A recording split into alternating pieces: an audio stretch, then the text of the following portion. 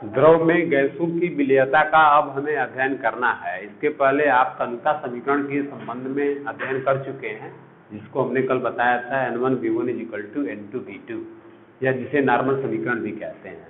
अब है किसी द्रव में गैस की विलेयता किन कारकों पर निर्भर करती है, या गैसों की द्रव में विलेयता क्या है।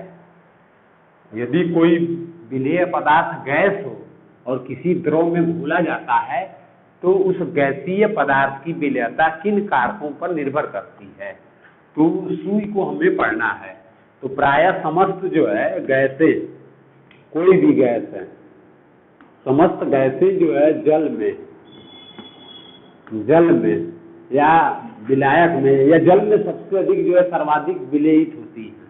तो गैसों की जो है जल में विलेयता अत्यधिक मात्रा में होती है।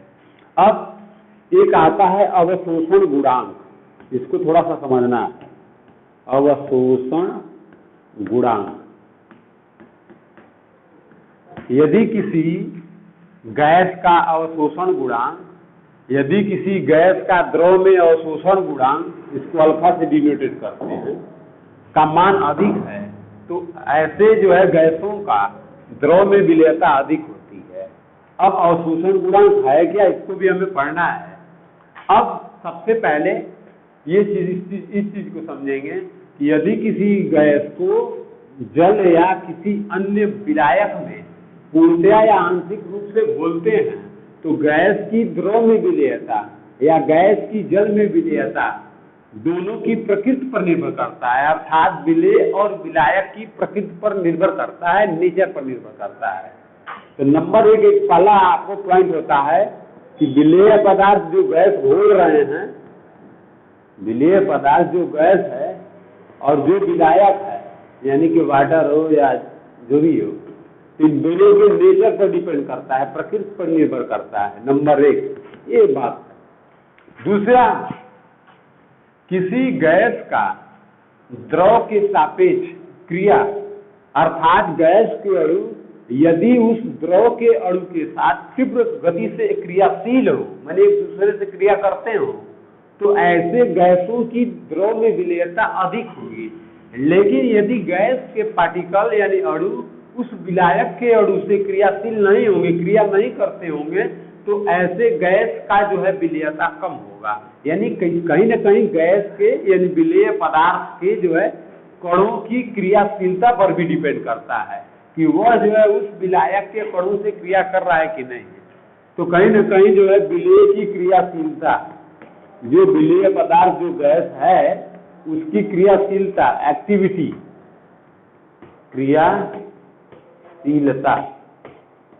क्रियाशीलता पर भी निर्भर करता है।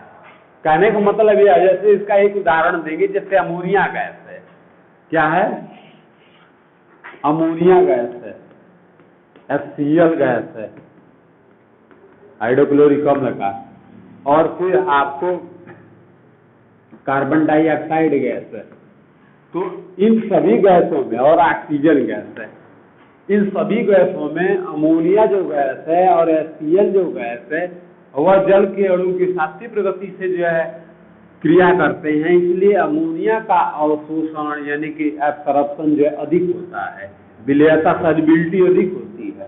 HCl की जो गैस का अणु होगा वो अभी जो है जल में तीव्र गति से जो है क्रिया करता है, इसलिए HCl का जो है विलेयता द्रव में यानी कि वाटर में अधिक होता है। और ऑक्सीजन की विलेयता जो है इनकी अपेक्षा ऑक्सीजन के जो अणु होते हैं थोड़ा सा कम क्रियाशील होते हैं जल में, तो थोड़ा इसका विलेयता इनकी अपेक्षा कम होता है। और कार्बन डाइऑक्साइड का और कम होता है, यानी कि इसकी विलेयता और कम होगी। अर्थात वे गैसें जिनकी क्रियाशीलता विलायक के अणुओं से कम होती है उनका जो है विलेयता कम, और वे गैसें जिनकी क्रियाशीलता विलायक के अणुओं से सर्वाधिक होती है ऐसे गैसों की विलेयता अधिक होती है। अर्थात कहीं न कहीं एक्टिविटी जो है डिपेंड करती है कि वह जो है विलायक के अणु से किस प्रकार से क्रिया कर रहा है। यही कारण है कि अमोनिया और हाइड्रोक्लोरिक अम्ल के जो मॉलिक्यूल्स होते हैं वह वाटर में तीव्र गति से जो है विलयित हो जाते हैं। वहीं कार्बन डाइऑक्साइड या नियान या हीलियम या अक्रिय गैसों के जो अणु होते हैं वह क्रियाशील नहीं होते हैं, तो उनकी विलयता नगण्य या बहुत थोड़ा सा होता है। तो कहीं न कहीं जो है क्रियाशीलता पर भी डिपेंड करता है कि विलय का कण उस जो है द्रव के विलायक के कण के साथ किस प्रकार से क्रियाशील हो रहा है कि नहीं हो रहा है, क्रिया एक्टिविटी कर रहा है कि नहीं कर रहा है। तो ये 3 बातें। और फिर आपको एक तो विलय और विलायक की प्रकृति हमने बताया, नेचर बताया, और दूसरा जो है विलय कण की क्रियाशीलता, विलय का जो कण है वह विलायक के प्रति क्रियाशील है कि नहीं। और एक इसको हम पॉइंट लेते हैं दाब को, प्रेशर। किसी गैस को द्रव में घोलते हैं तो दाब बढ़ाने पर गैस की विलयता बढ़ जाती है और दाब घटाने पर जो है गैस की द्रव में विलयता घट जाती है। क्यों? एक छोटा सा आप पात्र देखते हैं, उस पात्र में कोई आपको जो है लिक्विड रखा गया है, कोई विलायक रखा गया है, और उसमें किसी माध्यम से जो है हम ऊपर से हमने ढक्कन लगा दिया और इधर से एक गैस को जो है फ्लो करते हैं। तो जो गैस के अणु होते हैं उनमें ऊपर उड़ने का गुण पाया जाता है, ऊपर उड़ने का गुण पाया जाता है। ऊपर उड़ेंगे ना, ये गैस के मॉलिक्यूल्स है, गैस मॉलिक्यूल्स, और यह लिक्विड का है, ठीक। तो ये ऊपर उड़ेंगे, तो जब ऊपर उड़ेंगे तो यहाँ पिस्टन के द्वारा हम दाब लगाएंगे। जैसे ही पिस्टन के द्वारा दाब लगाएंगे तो यह ऊपर न उड़ करके इस द्रव की सतह पे आएंगे, सरफेस पे आएंगे, और जैसे सरफेस पे आएंगे तो इसमें जो है द्रव में इनकी जो विलयता प्रारंभ हो जाएगी, घुलना शुरू हो जाएगा। जब यह गैस के मॉलिक्यूल्स जो है इस द्रव की सरफेस पे नहीं आएंगे तो इनकी विलयता कहीं ना कहीं कम होगी। तो दाब बढ़ाने पर जो है विलयता बढ़ती है, और दाब घटा देने पर यानी पिस्टन को ऊपर कर देंगे तो आयतन बढ़ जाएगा। जब आयतन बढ़ जाएगा तो यह गैस के अणु द्रव की पृष्ठ पर नहीं अपितु ऊपर की ओर हो जाएंगे। इस प्रकार से जो है उस गैस के मॉलिक्यूल्स का या गैस के पार्टिकल का, अणुओं का, जो भी कह लीजिए, गैस के अणुओं का जो है विलयता इस जल में या विलायक में कम हो जाएगी। तो कहीं ना कहीं दाब या यूं कह लीजिए आयतन, दाब बढ़ाने पर बढ़ता है, आयतन घटाने पर जो है बढ़ता है। आयतन घटाने पर बढ़ता है, आयतन बड़ा कर देंगे तो दूर दूर हो जाएगा ना। तो पात्र का आयतन जो है छोटा करेंगे तो गैस का अणु नीचे आएगा, उस द्रव की सरफेस पे आएगा तो कुछ न कुछ क्रिया करेगा, लेकिन उसके पास नहीं आएगा तो कोई क्रिया नहीं करेगा। तो कहीं न कहीं दाब पर भी डिपेंड करता है। यस, तो ये चीज आपका हो गया। तो हमने बताया कि किसी द्रव में गैसों की विलयता किन कारकों पर निर्भर करती है। तो इन 3 कारकों का हमने अध्ययन किया। ताप बढ़ाने पर एक चीज और ले लेंगे, ताप को भी अगर हम देखें तो ताप बढ़ाने पर जो गैस के अणु होते हैं और दूर दूर हो जाते हैं। तो जब गैसों के बीच का अंतरावकाश, इंटरस्पेस मॉलिक्यूल्स जो होता है, मॉलिक्यूल्स के बीच में जो अंतरावकाश होता है वो अगर बढ़ जाएगा, एक अणु दूसरे अणु के बीच काफी दूरी हो जाएगी। तो जब काफी दूरी हो जाएगी तो वह उस सरफेस पे बहुत कम आएंगे, ऊपर तीव्र गति से उड़ेंगे। जब ऊपर तीव्र गति से उड़ेंगे तो फिर जो है सरफेस पे नहीं आएंगे तो उसके बाद उनका जो है कहीं ना कहीं अवशोषण या विलयता, सॉल्युबिलिटी कह ले, वह जो है कम हो जाएगी। तो ताप बढ़ाने पर सॉल्युबिलिटी कम होती है गैस की, और ताप घटाने पर, बहुत ज्यादा नीचे कर देने पर, बहुत निम्न ताप पर वो काफी संघनन होके जो है वो गैस के अणु एक दूसरे के पास आ जाएंगे और फिर उनका अवशोषण प्रारंभ हो जाएगा। तो कहीं ना कहीं ताप के विद्युमानुपाती होता है अवशोषण। तो ये चीज है। तो द्रव में गैसों की विलयता कुछ समझ में आई है? आई। तो ठीक है। अब इसके बाद मैं इसको आगे थोड़ा सा बढ़ाऊंगा और थोड़ा सा आपको बताऊंगा। माना कि किसी बंद पात्र में स्मॉल v मिली गैस को H2O यानी कि जल के कैपिटल V मिली में घोला जाता है।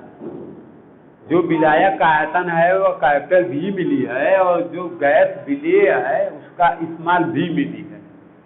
इस प्रक्रिया में पात्र के ऊपर जो है लगाया गया दाब कैपिटल P, दाब कैपिटल P, पात्र के ऊपर जो है बर्तन के ऊपर जो लगाया गया दाब है वो कैपिटल P है। तब अवशोषण गुणांक जिसे कहते हैं, अवशोषण शब्द आया है। अवशोषण का मतलब होता है अवशोषित हो जाना, और अवशोषण को हमको समझना है। तो देखिए, अवशोषण गुणांक किसी गैस की द्रव में विलेयता या विलेयता की मात्रा को निर्धारित करने के लिए अवशोषण गुणांक का प्रयोग किया जाता है, और अवशोषण गुणांक को अल्फा से डिनोटेट करते हैं, अल्फा से। तो विलेयित गैस का आयतन बटा विलायक का आयतन अगुणित दाब, ये फार्मूला होता है, यानी स्मॉल v मिली बटा PV, माने बर्तन पर लगाया गया दाब गुणे विलायक का आयतन। तो यह अवशोषण गुणांक को डिनोटेट करता है, यानी अल्फा बराबर स्मॉल v बटा PV। यह एक फार्मूला है अवशोषण गुणांक का। तो जिस गैस का अल्फा का मान यानी अवशोषण गुणांक का मान अधिक होता है उन गैसों की विलेयता अधिक, और जिन गैसों के अवशोषण गुणांक का मान कम होता है उन गैसों की विलेयता कम होती है। तो कहीं न कहीं अवशोषण गुणांक पर भी निर्भर करता है। मान लीजिए किसी गैस की जो है विलेयता जैसे V मिली अगर घोला गया है या अवशोषित हुआ है स्मॉल v मिली, और इस v मिली का मान बढ़ता है, तो जब ये मान बढ़ेगा तो अल्फा का मान बढ़ जाएगा, और जब अवशोषण गुणांक का मान बढ़ता है तो कहीं न कहीं उस गैस की विलेयता बढ़ेगी। और समान आयतन में ही यदि किसी दूसरे गैस के मात्रा जो है बहुत अल्प मात्रा में जो है विलेयित हो तो अवशोषण गुणांक का मान कम हो जाएगा। तो इसका मान जैसे ही गैस का जो आयतन है ज्यादा से ज्यादा यदि होगा तो अवशोषण गुणांक बढ़ेगा, यानी विलेयता बढ़ेगी। और यदि अवशोषित गैस की मात्रा बहुत कम हो तो अवशोषण गुणांक का मान भी कम होता है। तो इसकी एक डिफिनीशन है कि वे गैसें जिनका अवशोषण गुणांक का मान सर्वाधिक होता है उनकी सॉल्युबिलिटी विलायकों में अधिक, और जिन गैसों का अवशोषण गुणांक का मान कम होता है उन गैसों की सॉल्युबिलिटी यानी विलेयता कम होती है। बात समझ में आई? जो भी क्रियाशील गैस हैं उनकी विलेयता या उनका अवशोषण गुणांक का मान सर्वाधिक होता है, और जो गैसें क्रियाशील नहीं है अक्रियाशील है उनके अवशोषण गुणांक का मान कम होता है। बात समझ में आ गई? तो ये है, इसका एक छोटा सा चार्ट भी है, उसको भी हम दिखा देंगे। ये समझ में आया कि नहीं आया अवशोषण गुणांक?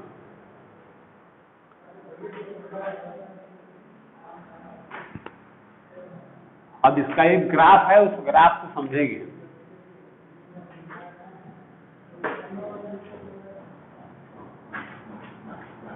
द्रव में गैसों की विलेयता के संबंध में एक ग्राफ है,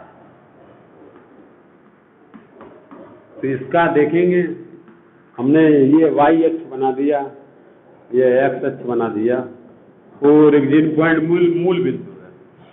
अब यदि किसी गैस की सॉल्युबिलिटी को यस माने सॉल्युबिलिटी या विलेयता होता है, उसको स्मॉल s से डिनोटेट करते हैं। तो सॉल्युबिलिटी को इसमें, और सॉल्युबिलिटी का यूनिट होता है मोल प्रति लीटर, ये इसका यूनिट होता है मोल प्रति लीटर।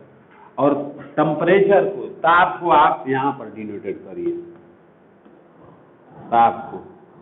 ठीक, हमने यहाँ पर एक डाटा खींचा। हम मान लीजिए ये 0 मोल प्रति लीटर है, ये 5 है, यहाँ से लीजिए ये 0 मान लीजिए, ये 5 है, ये 10 मोल प्रति लीटर, 15, 20, 25 ऐसे। ठीक, मोल प्रति लीटर में है, सॉल्युबिलिटी को मोल प्रति लीटर या ग्राम प्रति लीटर में व्यक्त करते हैं। और टेम्परेचर को देखेंगे, या ताप है, तो ताप को यहाँ पर मान लीजिए 0 डिग्री सेल्सियस हो गया, 0 डिग्री सेल्सियस, इसको 5 डिग्री सेल्सियस करेंगे, इसको 10 डिग्री सेल्सियस। हमने एक पैमाना माना है बात समझ आया ना? हाँ, 20 degree Celsius. X axis is the temperature represent. Now do the temperature and the y-axis represent now do the solubility. And 0 पर या 5 पर एक हमने इसे ग्राफ खींचिए, देखिए यहाँ से. तो 5 डिग्री सेल्सियस ताप पर जो है सॉल्युबिलिटी 25 मोल प्रति लीटर की है. किसी गैस की एकांक आयतन वाले विलायक में सॉल्युबिलिटी जो है 25 मोल प्रति लीटर है. तो न्यूनतम टेम्परेचर का. लेकिन जैसे जैसे टेम्परेचर अगर बढ़ाएंगे, देखिए अब 10 पर जो है देखा गया, 10 पर देखा गया कि सॉल्युबिलिटी उसकी क्या है 20 है. 15 पर देखा गया कि 15 आया. और 20 डिग्री सेल्सियस पे जो है 10 आया 20 डिग्री सेल्सियस पे. तो जैसे जैसे टेम्परेचर इंक्रीज हुआ, माने ताप में वृद्धि हुई, वैसे वैसे यह ग्राफ देखिए, यह जो ग्राफ देखिए ऊंचाई जो वाई अक्ष के अनुदिश है वह जो है न्यूनतम टेम्परेचर पर अधिकतम जो है गैस की सॉल्युबिलिटी को दिखाता है. एंड हाईएस्ट टेम्परेचर पर, हाईएस्ट माने अधिकतम, मैक्सिमम जो है टेम्परेचर पर गैस की जो सॉल्युबिलिटी है, जो आपको विलेयता है, वह जो है बहुत कम. इस पर कितना था 15 था ना, आई 10 पे है. ठीक. और 20 के बाद मान लीजिए 25 पे आपको 5 हो गया. A and the B and the C and the D and the. तो तापक्रम जैसे जैसे क्या हो रहा है बढ़ रहा है. तापक्रम जैसे जैसे बढ़ रहा है वैसे वैसे सॉल्युबिलिटी का ग्राफ क्या हो रहा है नीचे हो रहा है. बात समझ में आ रहा है? तो इसको हमने अभी बताया था कि किसी गैस की विलायकों में या जल में विलेयता तापक्रम की व्युत्क्रमानुपाती होता है. ताप बढ़ाएंगे तो विलेयता घटेगी और ताप घटाएंगे तो विलेयता बढ़ेगी. बात समझ में आ गया? ग्राफ समझ में आ रहा है कि नहीं आ रहा है? ये आगे बढ़े. तो द्रव में गैसों की विलेयता आप लोगों को हमने बताया कि किसी द्रव में गैस की विलेयता जो है प्रायः सभी गैसें जल में या अन्य द्रवों में पूर्णतः विलेय होती हैं और जल में सर्वाधिक विलेयता होती है. किसी गैस की द्रव में विलेयता उन कारकों पर निर्भर करती है जैसे विलेय जो गैस है और विलायक है उसकी दोनों की प्रकृति नेचर कैसा है. नंबर 2, जो गैस का मॉलिक्यूलस है वह विलायक के मॉलिक्यूलस से, यानी कि दोनों के जो अणु हैं एक दूसरे से क्रियाशील हैं कि नहीं. अगर एक दूसरे से क्रियाशीलता उनकी अधिक होगी तो उस गैस की जो है विलेयता अधिक होगी. प्रायः उन गैसों की विलेयता अधिक होती है जो विलायक के अणुओं से तीव्र गति से क्रिया करते हैं. जैसे अमोनिया और HCl है.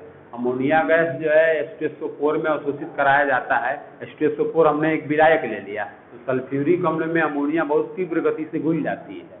वहीं अगर कोई अक्रिय गैस को घुलाएंगे तो कम घुलेगा क्योंकि वो क्रिया नहीं करता. तो वे गैसें जिनकी क्रियाशीलता विलायक के प्रति अधिक होती है उनकी विलेयता अधिक, और वे गैसें जिनकी क्रियाशीलता विलायकों के प्रति नहीं होती है या नगण्य होता है उनकी घुलनशीलता बहुत अल्प या न्यून होता है. नंबर 2, ताप वृद्धि करने पर जो विलेयता आपको घटती है, गैसों की विलेयता घटती है, और ताप में कमी करने पर गैसों की विलायकों में विलेयता जो है बढ़ती है. और एक दाब है, दाब बढ़ाने पर किसी गैस की द्रव में विलेयता जो है बढ़ जाती है और दाब घटाने पर गैसों की जल या विलायकों में विलेयता जो है बढ़ जाती है. तो दाब बढ़ाएंगे तो बढ़ेगा और दाब घटाएंगे तो घटेगा. बात समझ में आया? यस. आगे है गैसों का विलायकों में विलेयता के संबंध में हेनरी का नियम. हेनरी एक वैज्ञानिक थे जिन्होंने किसी गैस की विलायकों में या जल में विलेयता के संबंध में एक नियम दिया था. उन्होंने कहा था कि किसी गैस का अगर जल में या किसी अन्य विलायक में घोलते हैं इस गैस की विलेयता, अगर माना कि इस गैस की मात्रा x मोल है, क्या है, x मोल है, और इसके पहले हमने पढ़ाया था कि किसी गैस की द्रव या जल में विलेयता दाब बढ़ाने पर जो है बढ़ती है और दाब घटाने पर घटती है। तो माना कि गैस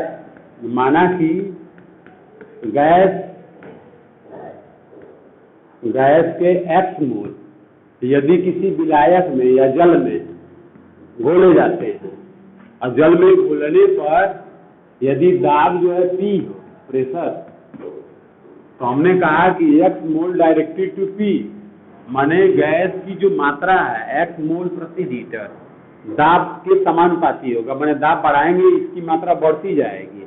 तो P दाब पर, P प्रेशर पर जो है x मोल अगर गैस अवशोषित होता है तो x डायरेक्टेड टू P या x इक्वल टू Kp। अब यह जो है आपको विलेयता, K जो है आपको विलेयता स्थिरांक है, क्या बोलते हैं, गैस का विलेयता स्थिरांक, गैस का विलेयता स्थिरांक है। बस क्योंकि विलेयता स्थिरांक तो है, लेकिन वैज्ञानिक हेनरी ने यह नियम दिया था, इसलिए इस विलेयता स्थिरांक को हेनरी विलेयता स्थिरांक भी कहते हैं। उन वैज्ञानिक का नाम उसमें ऐड कर देते हैं, इसीलिए इस K को कहा जाता है Henry solubility constant value, Henry विलेयता स्थिरांक। अब इसीलिए K के नीचे जो है H लगा देते हैं, H माने हेनरी होता है, तो KHP बोलते हैं। तो माना कि किसी गैस के x मोल कैपिटल P प्रेशर पर यानी P दाब पर जो है जल के एकांक मात्रा में जो है विलेयित होती है, तो x directed to capital P या x is equal to proportional हटाएंगे Kp होता है। अब चूंकि K कांस्टेंट वैल्यू है तो जिसे विलेयता स्थिरांक कहते हैं, चूंकि हेनरी ने इस नियम को दिया था इसलिए H लगा देते हैं। तो हेनरी विलेयता स्थिरांक को Kh से रिप्रेजेंट करते हैं, तो इस समीकरण को हेनरी समीकरण कहते हैं। और इस नियम को जिन्होंने गैस का द्रव में विलेयता के संबंध में दिया था हेनरी का नियम कहते हैं, और यह हेनरी समीकरण है। बात समझ में आई? तो किसी गैस का द्रव में विलेयता के संबंध में हेनरी साहब ने एक नियम दिया, और उन्होंने बताया कि किसी द्रव में गैसों की विलेयता दाब के समानुपाती होता है, अर्थात दाब बढ़ाएंगे तो विलेयता बढ़ेगी और दाब घटाएंगे तो विलेयता घटेगी। माना कि